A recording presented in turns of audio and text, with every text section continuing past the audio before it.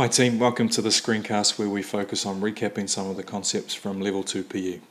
The concepts we are discussing in this presentation will include skill classification, stages of learning, practice methods and feedback, and these are all related to motor skill learning. First of all, what is a motor skill? As you can see here, a motor skill can be defined as a learned, coordinated activity which achieves a goal. The key elements here are that it is coordinated and must be learned. Furthermore, a skill can be classified into the following four main types of skills: fine or gross, open or closed, discrete, continuous or serial, self-paced or externally paced. Fine or gross skills are classified according to the amount of movement required to complete the skill. A fine motor skill typically involves performing small and precise movements using small muscles in the body, such as tiddlywinks, while a gross motor skill typically involves performing large movements using the major muscle groups in the body, such as swimming. Open or closed skills are classified according to the environment the skills are performed in. A closed skill is performed in an environment which has minimal change. The performer is in complete control of the skill with very few external factors interfering with the performance. An example here of a closed skill shows Dan Carter practicing a place kick in an empty stadium. An open skill is performed in a constantly changing environment where many factors can affect performance. The example here shows Stephen Donald lining up the winning kick in the final of the 2011 Rugby World Cup. What are the differences between these two kicks which make them open or closed? Pause the video and take some notes now.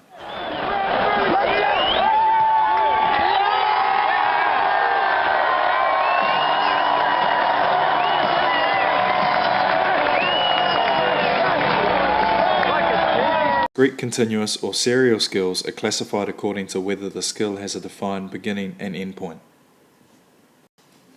A discrete skill has a defined start and end point.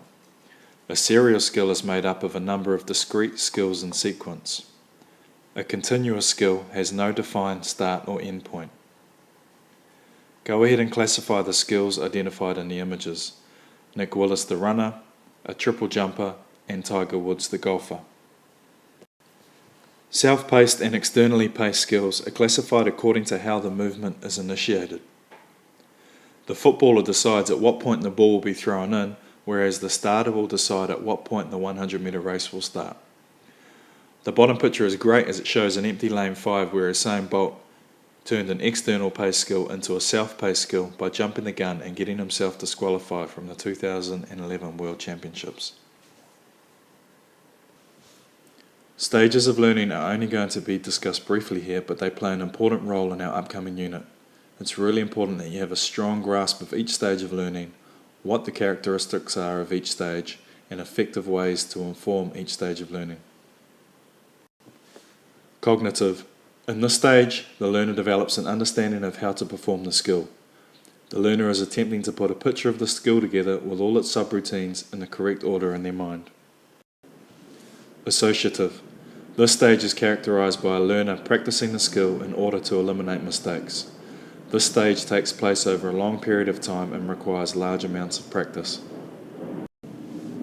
Autonomous. This stage is characterized by a learner automatically applying the skill in competitive situations.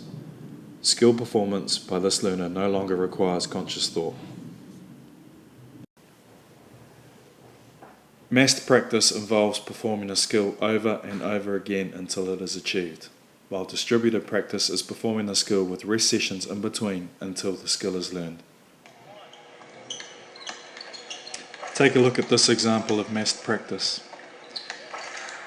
This basketballer's name is Ray Allen and he's the greatest three-point shooter of all time in the NBA. During the season and off-season, he'll shoot a bare minimum of 500 shots a day. There are a few risks associated with mass practice, and it's also suited to a specific type of learner. We will discuss this in some of the following slides.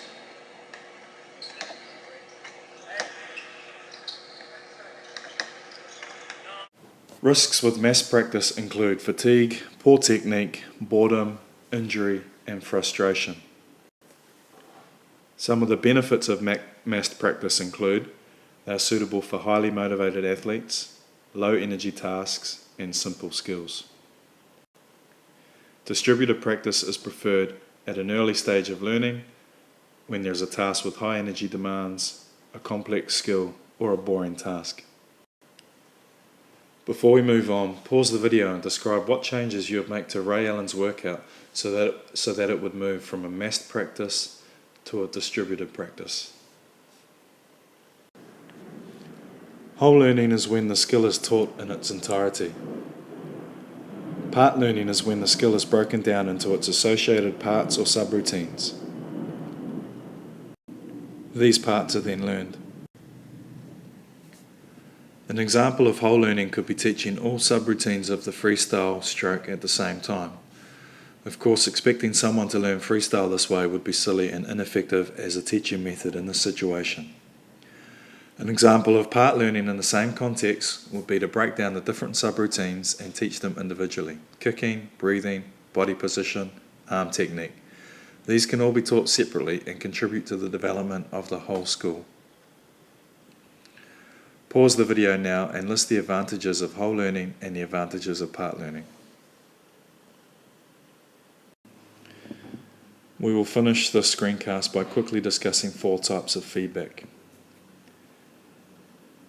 Internal feedback comes from internal receptors within the body. For example, your muscles might tell you that a cartwheel you just performed was performed straight. External is feedback that comes from verbal, audible, or visual sources.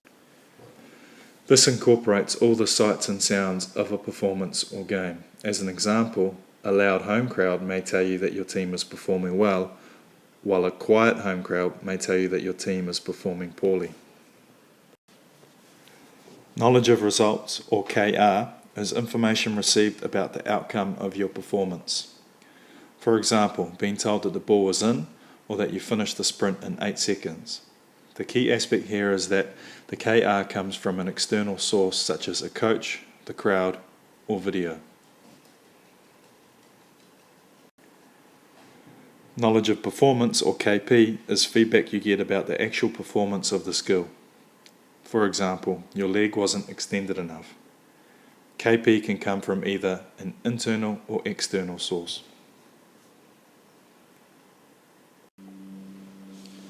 That's it for this session. Make sure you take some good notes, summarise well, and come to the next class with a good question prepared.